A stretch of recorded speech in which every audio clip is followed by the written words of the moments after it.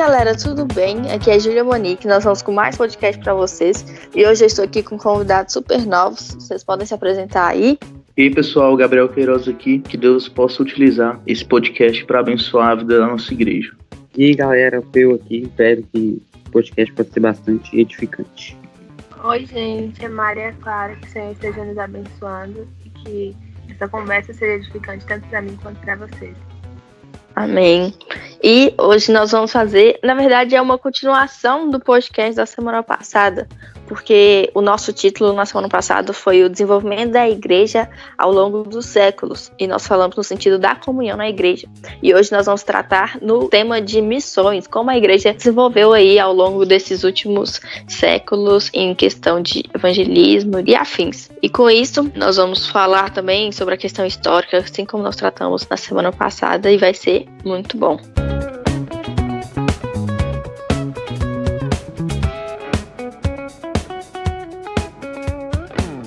Como vocês veem a igreja primitiva no sentido de evangelismo, como eles evangelizavam, como era feito, essa questão era mais de relacionamento ou eram os discípulos de Jesus mesmo que iam nas sinagogas e pregavam e tal?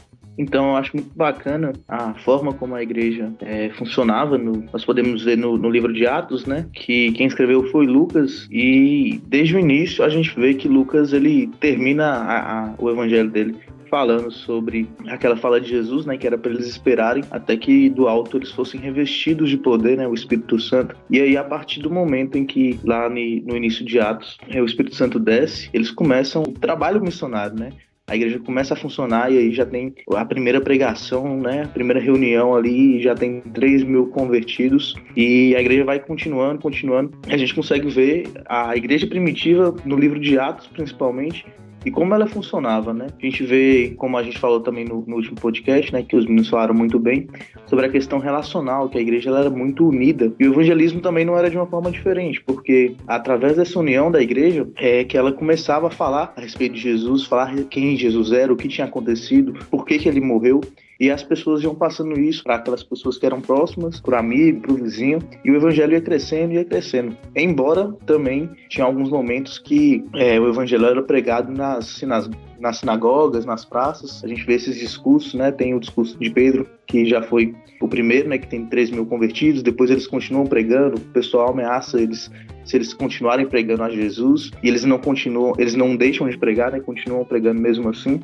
E aí depois aparecem os discursos de Paulo, a defesa que Estevão faz, né? Antes de ser apedrejado. Então, alguns momentos a gente pode ver o anúncio público, né? A pregação mesmo, para muitas pessoas, mas a maioria do evangelismo naquela época, na igreja primitiva, ocorria através do relacionamento das pessoas. Elas tinham essa vontade, né, de transmitir.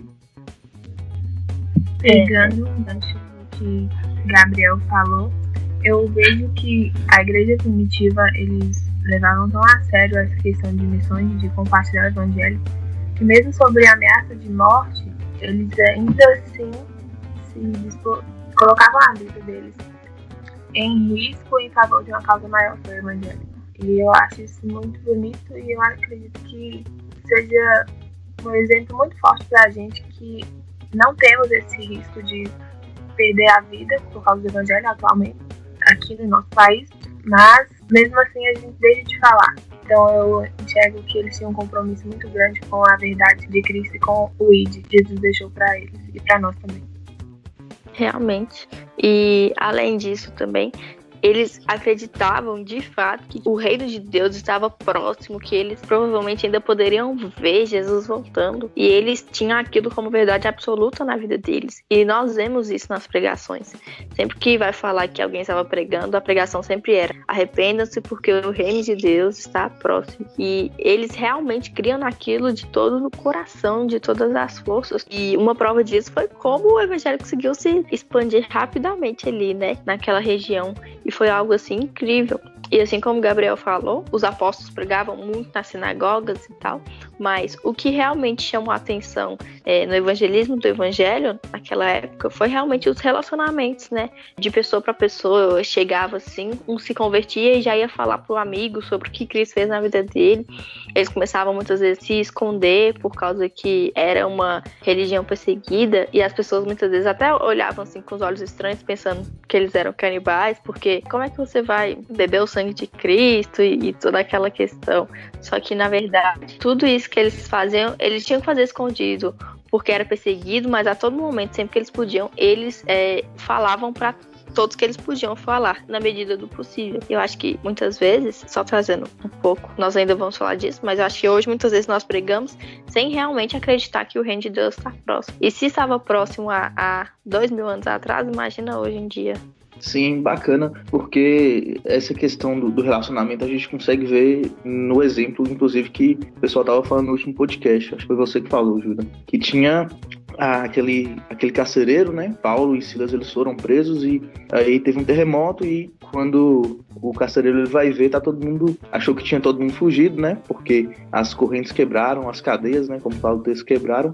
E aí quando o carcereiro vai ver, achando que todo mundo já fugiu, o pessoal ainda tá lá e Paulo fala para ele se acalmar. E um pouquinho depois, o texto relata assim, que o carcereiro precisava crer e que também a família do carcereiro precisava crer, porque ele fala, crê no Senhor Jesus Cristo, será salvo tu e tua casa. Então, provavelmente, Paulo começou a anunciar para aquele carcereiro e logo depois a família ali já estava reunida, já sabendo o que Paulo tinha falado, e Paulo estava pregando também para aquelas pessoas e o carcereiro estava pregando também. Então, é muito interessante ver como que esse relacionamento ele era poderoso na transmissão do evangelho. E também é interessante ver a ação do Espírito Santo nisso tudo, porque um terremoto ele surge para libertar Paulo da cadeia juntamente com Silas, e a gente pode ver que nada era motivo para que o evangelho ele parasse, para que o evangelho não fosse pregado, porque sempre que tinha alguma prisão, sempre que alguém morria era apedrejado, como Estevão foi, ou então quando alguém era linchado, né, como Paulo também foi uma vez, quase morreu quando foi linchado, nada podia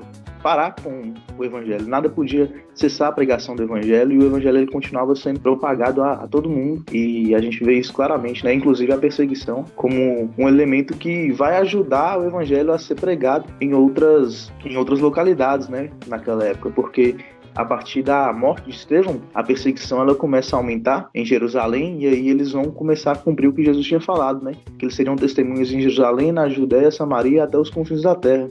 E a gente consegue ver a perseguição tirando o povo de Jerusalém, né, os cristãos de Jerusalém, e eles vão se espalhando pelo mundo cada vez mais, de forma que o evangelho estava sendo disseminado em todo o globo terrestre, e as pessoas podiam testemunhar disso, né? Eles estavam sendo testemunhas em todo o mundo do que Deus tinha feito, que Deus tinha enviado seu filho Jesus para morrer pelos pecados. E as pessoas criam nisso, tinham uma paixão por isso e amavam isso. Muitas pessoas tinham ouvido Cristo ressurreto, né? Então era algo muito, assim, que eles faziam com muita veemência na época, né? Ao meu ver, e por mais que, assim, eles talvez sentissem que também poderiam não ver a Cristo naquele momento, eles sabiam que quanto mais rápido eles pregassem, mais rápido Cristo voltaria, porque a própria Bíblia fala, né, que Cristo iria voltar quando todos soubessem as coisas que aconteceram. Então eles pensavam sempre assim, eu vou pregar para que Cristo volte mais rápido, eu vou pregar para que Cristo volte mais rápido. E o interessante é que a primeira vez que eu preguei na minha vida, isso foi uma das coisas que eu falei lá na congregação, isso foi em 2017, que eu falei justamente isso, que nós devemos pregar porque na verdade é como se fosse uma construção. E cada pessoa que é agregada para o reino de Cristo é um tijolo a ser colocado, por exemplo, na igreja. E eu falei exatamente isso. Imagina se você for a última pessoa a colocar o último tijolo ali e Jesus voltar logo após isso acontecer. Vai ser algo tremendo, vai ser algo incrível. E era dessa forma que eles pensavam. Eu vou pregar mais rápido para que Cristo volte mais rápido e eu possa ir mais rápido para o céu, para que eu não tenha esse sofrimento que eu tenho aqui e para que eu possa viver para sempre com o meu Criador. E isso é algo lindo de se ver. E uma coisa que a gente tem que pegar como exemplo para a nossa vida é viver realmente para que Jesus volte, viver anunciando para que Jesus volte. Não deixar o nosso amor esfriar, não deixar que esse desejo de que Cristo volte se esfrie e a gente vai deixando de falar e deixando de pregar e de anunciar. E eu lembro de Pedro e João, né? Depois que o pessoal vira para eles, as autoridades religiosas da época viram para eles, né? E falam para eles pararem de pregar a Jesus, e eles respondem que eles não podiam deixar de falar daquilo que eles tinham visto e ouvido. Então, era esse sentimento que estava no coração deles, que eles não podiam de forma nenhuma deixar de anunciar aquelas coisas que eles viram. Eles viram Jesus morrendo, eles viram Jesus na terra fazendo milagres. Eles ouviram os discursos de Jesus, o Sermão do Monte, tantas outras coisas que Jesus ensinou. Então, eles não podiam deixar de falar dessas coisas, por mais que ameaçassem eles, né? Por mais que insistissem para que eles não fizessem essas coisas, eles não podiam deixar. E eles sabiam disso, eles estavam totalmente motivados a continuar pregando, eles tinham uma convicção daquilo que eles tinham visto e ouvido, e aí eles tinham paixão e amor para continuar pregando o Evangelho sem cessar. O que nos lembra nos lembra e nos mostra que eles tinham um relacionamento com Cristo. E quando você tem um relacionamento com alguém ou com alguma pessoa, alguma coisa, e aquilo é bom para você, você fica tão feliz com aquilo que você não consegue deixar de falar daquela pessoa. E então eu vejo que se nós temos um relacionamento com Cristo verdadeiro e íntimo, nós não vamos conseguir deixar de falar daquilo que é tão bom pra gente. Porque quando nós recebemos algo bom, a gente anuncia esse algo bom para que outras pessoas também sejam abençoadas. Realmente. E uma das coisas que Gabriel Garcia fala muito, ele usa muito esse exemplo, que nós estávamos todos cegos, mas aí com isso eu miraculosamente achei a cura dessa cegueira que a gente tem. Então, o meu dever como pessoa é dar essa cura para cada um, para que todo mundo possa enxergar o que eu estou enxergando. Da mesma forma, o Evangelho. Porque todos nós estávamos cegos espiritualmente. Porém, Jesus, ele nos deu essa cura e nossa obrigação é passar essa cura para que as outras pessoas também possam enxergar. Sim, nós estávamos mortos e encontramos a vida. Então, se a gente transmite essa vida para que outras pessoas que também estão mortas vivam e tenham vida em abundância. E o interessante é que tem uma frase que a gente ouve, né, que o sangue dos mártires, né, das pessoas que morriam por estar falando ali do evangelho, que na época era uma religião proibida, os evangélicos eles não podiam manifestar a fé deles, porque a fé evangélica ela ia contra o sistema político da época, né? Então toda vez que o evangelho era manifestado por alguém, essa pessoa corria risco de morte. E aí, essas pessoas eram considerados mártires, né? Porque morreram pela fé evangélica. E tem uma frase de Tertuliano, na época, ali por volta do século II e III, ele olhando para trás, olhando para o momento que eles estavam vivendo, ele afirma que o sangue dos mártires serviam de semente para a igreja, que o sangue dessas pessoas que morriam por causa do evangelho servia de semente para que a igreja crescesse, para que a igreja aumentasse o número de pessoas que se convertiam. Eles evangelizavam com paixão enquanto eles estavam vivos, eles falavam com paixão e eles viviam uma vida íntegra, demonstrando a Cristo. Inclusive, quando chegava na morte, eles evangelizavam com o próprio sangue deles, né? Que é muito interessante da gente ver e aprender, porque muitas vezes, nos dias de hoje, a gente acaba não evangelizando por coisas vãs e pequenas, e a gente pode aprender muito com esse pessoal mais antigo que evangelizava com o próprio sangue, assim.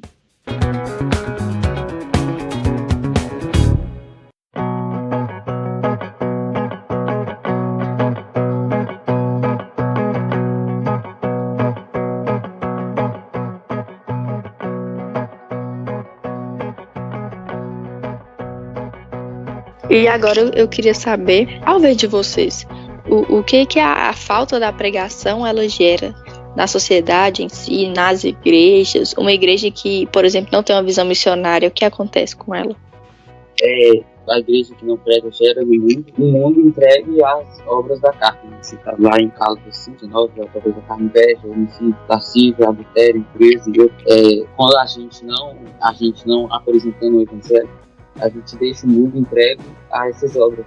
E Júlio que falou, tinha falado antes da gente antes recebe, hoje a gente pode ver as obras do Espírito, o Espírito age na vida da gente, mas a gente não mostra isso na verdade pro mundo e deixa o mundo entregue às obras da carne. Eu penso até que muitas vezes, porque a gente muitas vezes ainda está cego, realmente.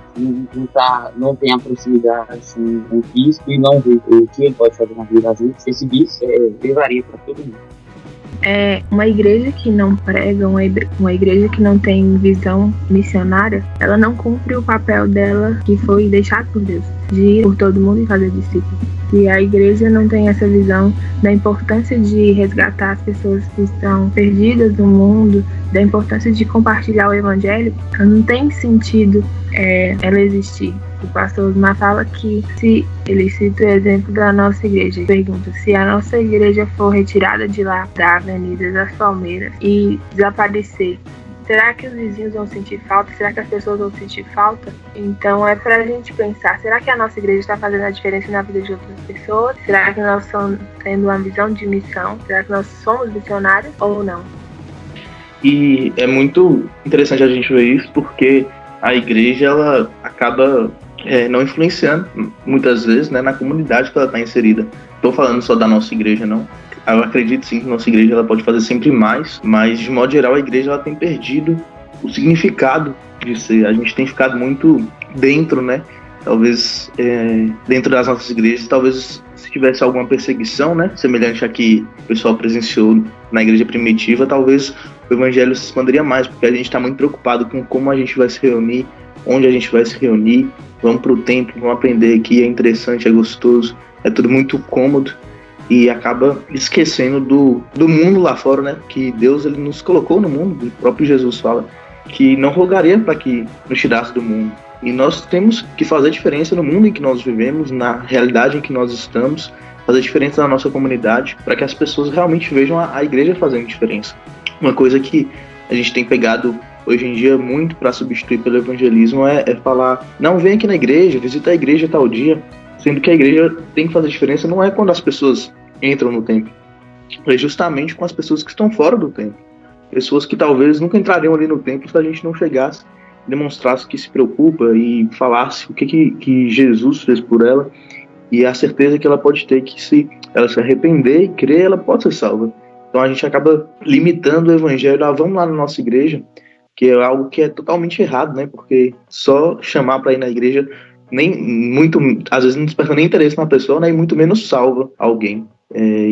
Engraçado porque também na igreja primitiva eles não tinham um templo fixo, né?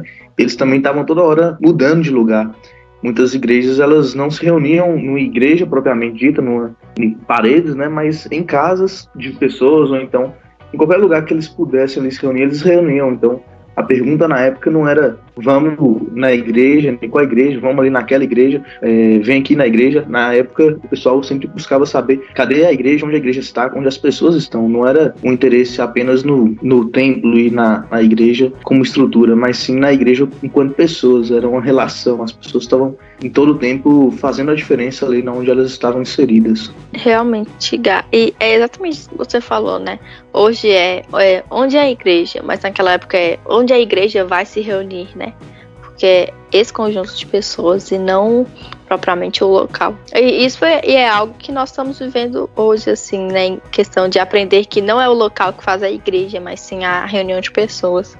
Mesmo não necessariamente estando juntas, né? Igual como nós estamos agora nesse momento. Mas outra coisa que você falou aí também que é muito interessante é que hoje nós acabamos por só chamar a pessoa para ir à igreja e não evangelizamos ou não fazemos o evangelismo de um tipo relacional igual tinha naquela época, e nem um discipulado, né, por assim dizer. E naquela época, se você for pegar, as pessoas que iam se convertendo, elas eram discipuladas por outras pessoas. Acho que um dos maiores exemplos é Timóteo, que Paulo discipulou ele desde o início da caminhada cristã dele, até ele ficar mais velho, sempre aconselhando e mandando cartas.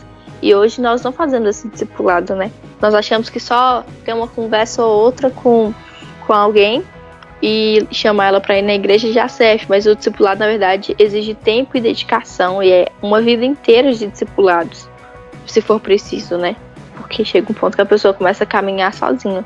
Mas o tempo que for necessário, nós como cristãos devemos estar ali lado a lado, até que essa pessoa tenha um entendimento da plenitude de Cristo.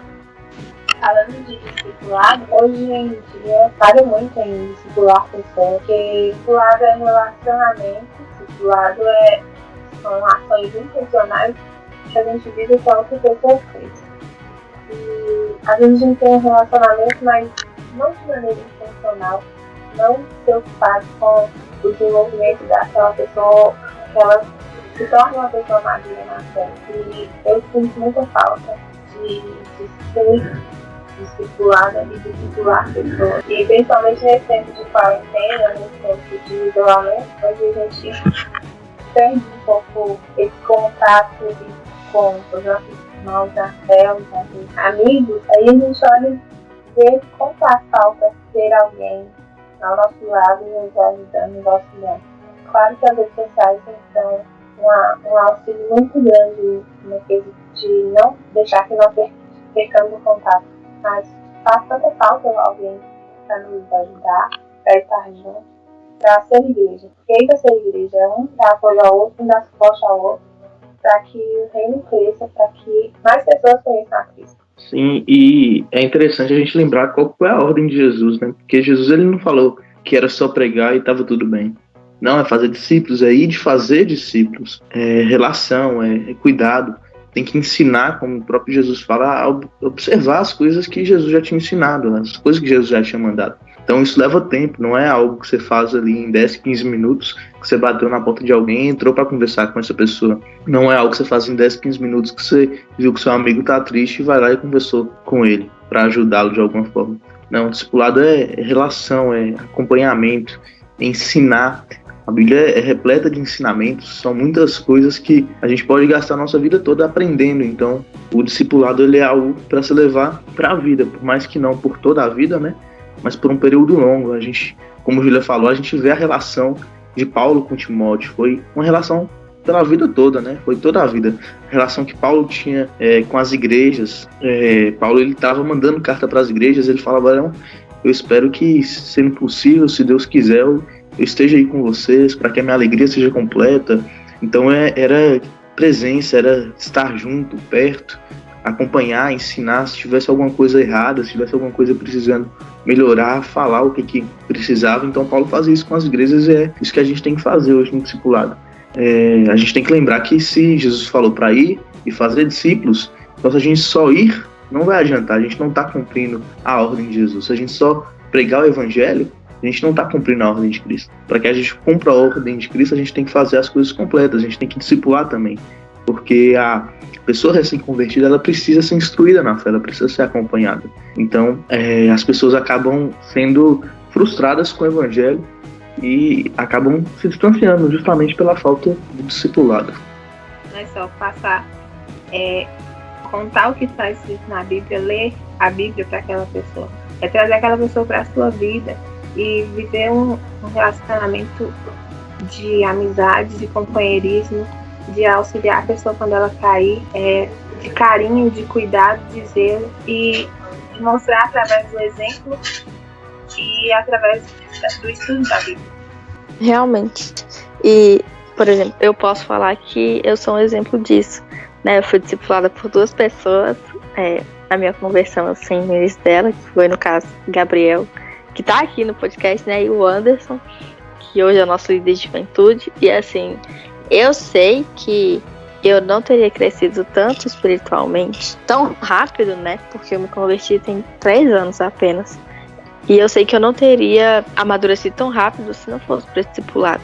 A gente percebe que é muito mais difícil nós crescermos sem alguém nos acompanhando do que quando nós temos alguém do lado, uma pessoa mais experiente, uma pessoa mais velha, que tá ali sempre disposto a nos ajudar. E assim como eu falei, né, eu sou um exemplo vivo disso, e o que eu acho interessante é que por causa disso que eu tive no início da minha conversão, eu quero fazer isso para outras pessoas, porque eu sei o quão importante é e automaticamente eu vejo que eu necessito fazer isso com outras pessoas para que as pessoas também possam crescer, se tornarem pessoas super maduras espiritualmente, ou seja, se parecerem com Cristo cada dia mais.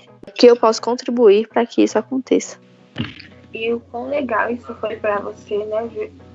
Porque você tá pronta para discipular outras pessoas, porque você foi discipulado para ser discípulo de Cristo, não discípulo de Gabriel nem de Anderson para seguir o que eles acreditam que é certo, mas para seguir o que Cristo diz que é certo.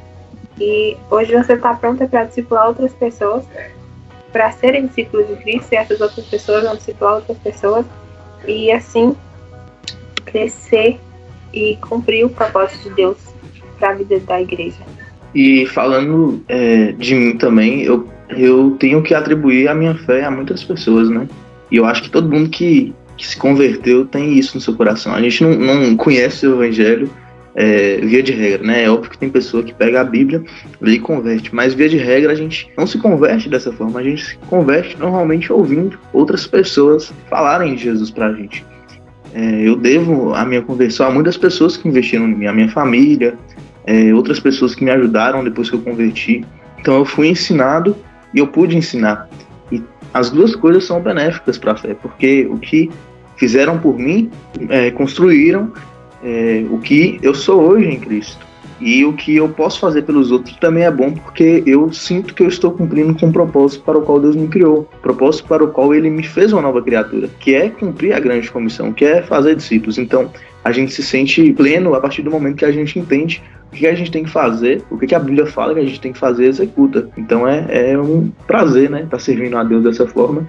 E se a gente parar para observar, todo cristão que amadurece tem uma pessoa por detrás que está ajudando aquela pessoa a se amadurecer. Ninguém cresce sozinho, né? A gente cresce em conjunto, por isso que a igreja é tão importante.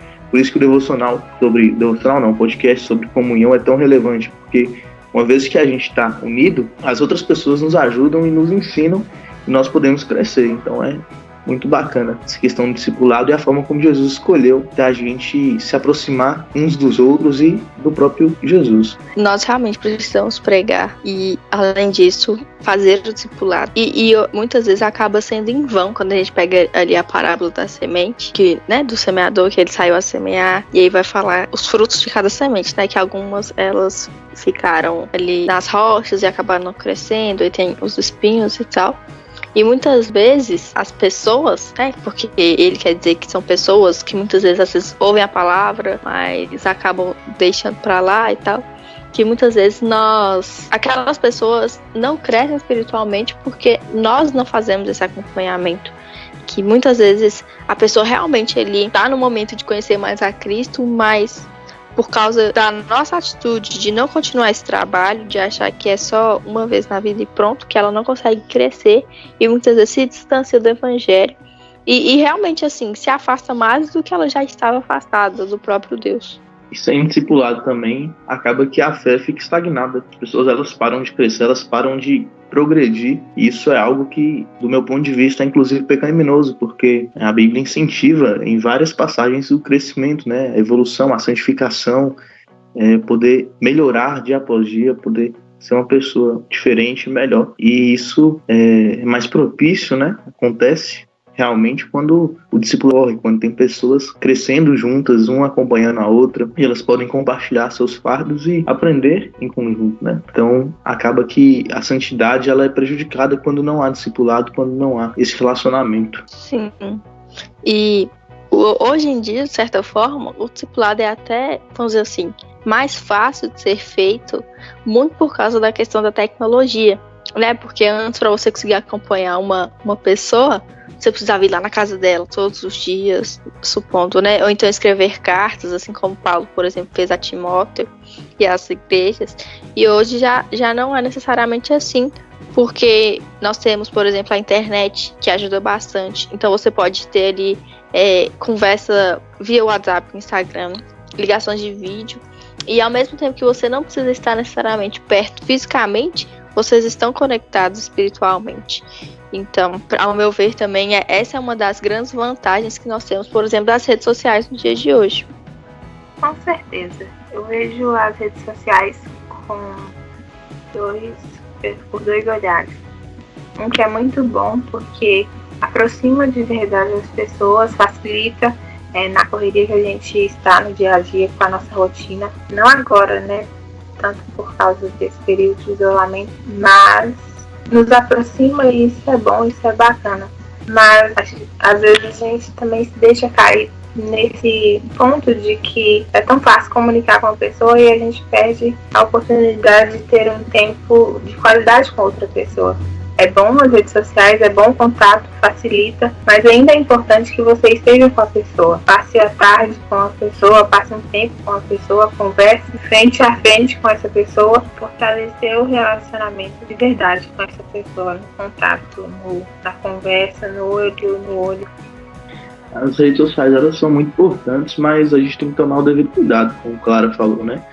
Porque ao mesmo tempo que pode ser uma bênção, você poder ensinar o evangelho, tirar alguma dúvida, mandar alguma mensagem para alguém perguntando como que ela tá. Por exemplo, se eu tô acompanhando 5 a 10 pessoas, como é que eu vou ver 5 a 10 pessoas todos os dias? Mas todos os dias eu consigo mandar uma mensagem falando como é que você tá, e aí como é que foi seu dia. Então as redes sociais, elas facilitam essa interação e consequentemente facilitam também o ensino e o discipulado. Porém, a gente tem que tomar muito cuidado, porque muitas vezes o que a pessoa necessita é de alguém presente, não é de alguém distante, que é o que a rede social oferece, né? Que embora não seja possível agora, né, estar perto um do outro por causa do isolamento, o recomendável sempre é que a gente, tanto quanto possível, passe tempo de qualidade com a pessoa que a gente discipula ou quem discipula a gente, e a gente possa realmente acompanhar e ser acompanhado presencialmente, porque é diferente quando você sente ali o calor daquela pessoa junto com você. O aprendizado, ele funciona de uma forma diferente, e também você demonstra para a pessoa que você está na intenção de discipular a importância, né, que você dá a ela de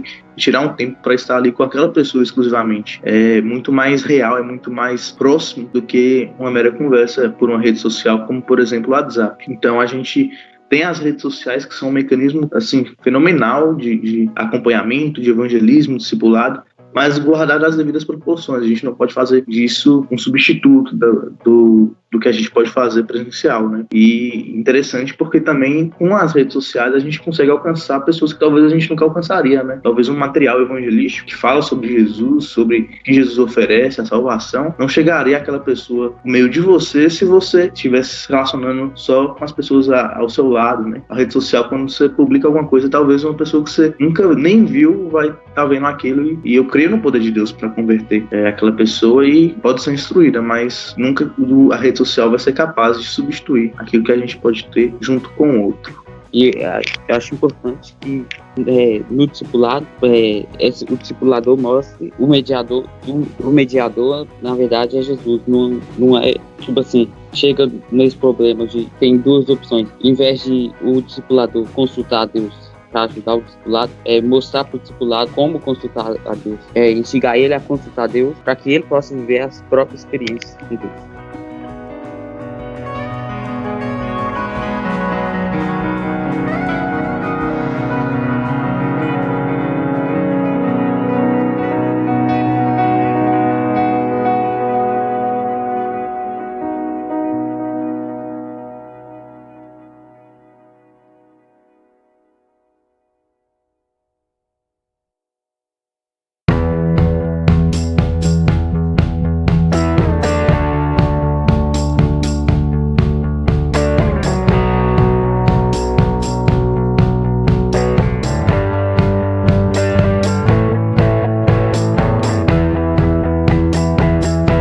E agora, não levando tanto a questão do discipulado, mas propriamente para a pregação do evangelho, em questão de rede social, nós temos muitas vantagens e desvantagens, né?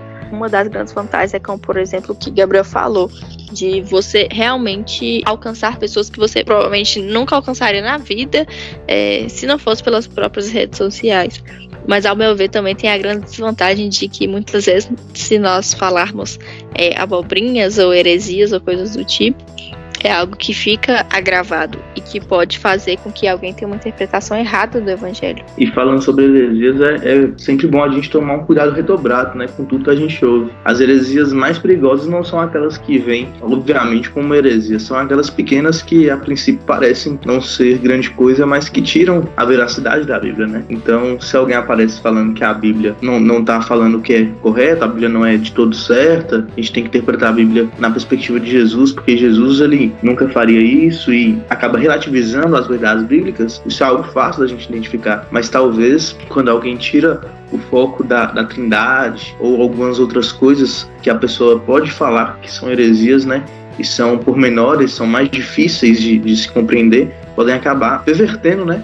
A doutrina que a gente aprende como sendo verídica, como sendo verdadeira, que é a doutrina bíblica de fato, né? A Bíblia como regra de fé e prática. Então, algumas heresias são fáceis de ser identificadas, são óbvias, né? Mas outras, elas vêm, e são essas as mais perigosas, né? Elas vêm, assim, de uma forma bem suave, bem tranquila, e isso é perigoso. Outro cuidado que a gente tem que ter também é com a nossa vida espiritual e fazer com que ela não dependa de dessas pregações ou desses vídeos ou lives que a gente assiste de outros pregadores. Na semana passada, uma amiga falou que às vezes a gente deixa de viver realmente as nossas experiências com Cristo, vivendo a experiência dos outros, vivendo pregações dos outros, vivendo palavras dos outros.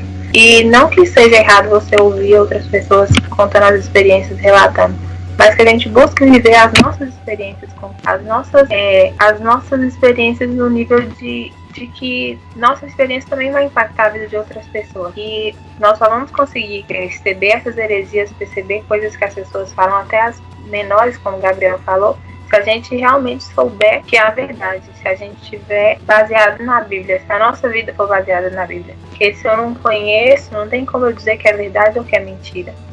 Realmente, não se pode pregar de algo que não se vive, né? E nós temos que tomar muito cuidado. Até em questão de mandar pregações para as outras pessoas que contêm informações duvidosas. E ultimamente parece que assim, está sendo algo muito comum, né? Entre os pregadores, falar coisas erradas, parece até que chega a ser propositalmente, só para que ele possa ter mais visualização. O que acontece é que as pessoas estão adaptando a pregação ao público, né? E não pregando realmente a Bíblia. O que for mais agradável, né? Elas vão pregar. O que for mais simples, o que for mais cômodo, sempre o que for melhor para o público vai ser pregado. E isso está totalmente equivocado, né? Eu acredito que isso, na realidade, nem seja uma pregação, de fato. Porque perverte totalmente a Bíblia em função daquilo que a pessoa quer ouvir, ou então em função das coisas que a pessoa não quer entender ou compreender da Bíblia. A gente, quando se depara com a Bíblia, a gente tem que entender que a Bíblia é a palavra de Deus. E como ela é a palavra de Deus, ela é muito maior e muito mais correta do que nós mesmos. Então, muitas vezes as pessoas pegam a Bíblia, olham para a Bíblia e falam, não, na minha perspectiva isso aqui está errado. Mas Deus, ele não está ligando muito para a sua perspectiva. Ele está falando que é aquilo e é aquilo. Então, quem escreveu a Bíblia foram pessoas, sim, mas foi Deus inspirando pessoas para que elas escrevessem a Bíblia, e isso é a palavra de Deus. E nós precisamos olhar para a palavra de Deus e entender que ela é correta, e não nossa perspectiva que é correta. Então é preciso ter humildade quando a gente se achega à Bíblia, e não ficar escolhendo uma coisa ou outra da Bíblia para crer e crer nela como um todo. E eu falei sobre experiências, sobre viver experiências com Cristo, mas também temos que ter o cuidado de não adequar a palavra de Deus à nossa experiência. Viver a nossa experiência baseada na palavra de Deus. Olhar a Bíblia baseada na nossa experiência. Eu vi uma frase essa semana, eu até compartilhei ela no Instagram. Essa semana não, foi hoje. Eu até compartilhei ela no Instagram. Foi: não abaixe o padrão da Bíblia ao nível da sua experiência. Pra gente não olhar a Bíblia interpretando a partir do que eu acredito que seja certo, do que eu acho que vai ser bom para mim, mas olhar a Bíblia a partir do que ela está dizendo, a partir do que ela está dizendo que é bom, do que ela está dizendo que é certo. E Gabriel falou que os pregadores famosos hoje, eles estão pregando para que a Bíblia se adeque ao que é confortável para as pessoas. Esse é um cuidado que nós também devemos ter para a nossa vida e para a nossa igreja.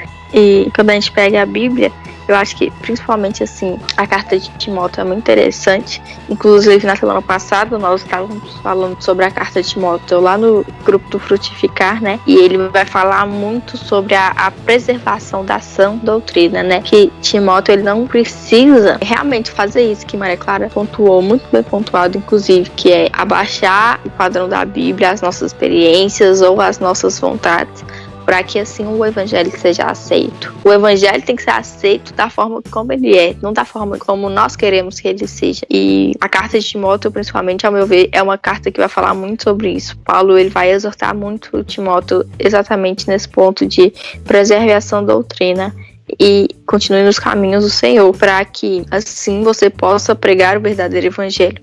Não adianta nada nós pregarmos de algo que é, na verdade, fictício, né? Algo que é apenas para agradar os nossos ouvidos ou satisfazer o nosso ego. Nós devemos pregar a verdade.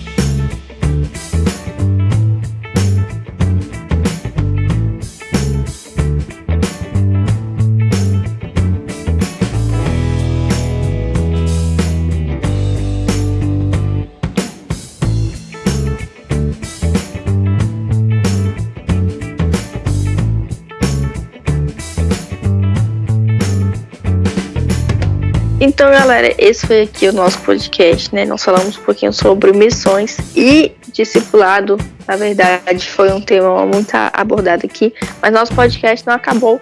Nós vamos aqui fazer algumas indicações para vocês de filmes, séries, livros, como nós temos feito aí ao longo desses últimos 3 podcasts que nós fizemos.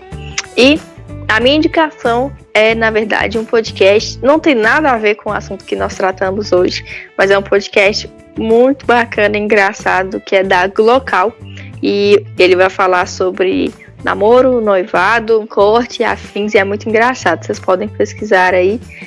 Eles falam de uma forma muito descontraída, de uma forma muito leve, de um assunto muito sério, que às vezes nem sempre é debatido daquela forma que eles falaram no podcast, mas essa é a minha indicação da semana. Minha indicação é algo relativo ao tema, também um podcast, né? Que é do Biblecast, que chama Evangelização na Igreja Primitiva. Lá eles falaram bastante, e também o podcast foi gravado recentemente, então eles também abordaram um pouco essa questão do corona, do que o corona tem ensinado, e falaram bastante de evangelismo e fizeram um panorama bacana lá. Minha indicação é um livro, chama O Vendedor de Sonhos, de Augusto Cury. Acho que tem até um filme. Conta a história de um mendigo, na verdade não sabe, o mendigo é um homem jurídico conhecido, provavelmente morador de rua, que ele sai da cidade que ele vive, vendendo sonhos, de certa forma, baseado nos ensinamentos de Jesus. Ele encontra várias pessoas com diversos problemas em sua vida e vende, de certa forma, sonhos para as pessoas, apontando sempre para Cristo. É muito interessante. O que eu vou indicar também não tem nada a ver com o tema, mas é uma pregação que eu ouvi há uns meses atrás, da Andrea Vargas, está no canal do Desescope. Chama Eu Sei Porque Você Tem Crise de Identidade. Tem vários outros vídeos da Andrea também no canal do Desescope e no YouTube. Se vocês quiserem pesquisar, vocês serão muito abençoados, assim como eu fui. Mas esse foi o nosso podcast, galera. Eu espero que todos vocês tenham gostado. Espero que tenha edificado a vida de vocês. Semana que vem a gente volta aqui com mais um tema super bacana para vocês. E é isso. Semana que vem a gente vem aqui para conversar mais. Um abraço. Tchau, tchau. Tchau. Hello, galera.